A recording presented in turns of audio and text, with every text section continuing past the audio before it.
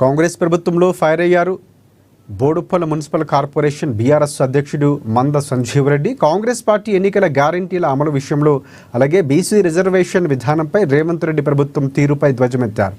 Boduppal BRS కార్యాలయంలో కాంగ్రెస్ బాకీ కార్డులను ప్రదర్శించారు. బీసీలను మోసం చేయాలనే ఉద్దేశంతోనే ముఖ్యమంత్రి రేవంత్ రెడ్డి వ్యవహరిస్తున్నారని ఆరోపించారు. రేవంత్ రెడ్డి చెప్పేవన్నీ అబద్ధాలని మండిపడ్డారు. బీసీలకు న్యాయం చేయగల ఒక్క పార్టీ బీఆర్ఎస్ పార్టీ మాత్రమే అని మంద సంజీవ్ రెడ్డి స్పష్టం చేశారు.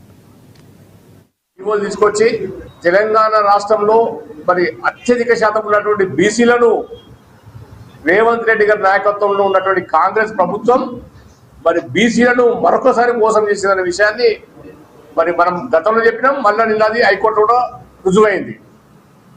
ఎప్పుడైతే 42% బీసీలకు రిజర్వేషన్ కల్పించాలని బీసీల మీద ఈ కాంగ్రెస్ ప్రభుత్వానికి చిత్తశుద్ధి కనుక ఉంటే, బీసీల మీద ఈ కాంగ్రెస్ ప్రభుత్వానికి నమ్మకం ఉంటే, అభిమానం ఉంటే, ప్రేమ ఉంటే అదొక పద్ధతి ప్రకారం ఆ బీసీ 42% రిజర్వేషన్ చట్టబద్ధత కల్పిస్తూ ముందుకు పోవాల్సిన అవసరం ఉండే.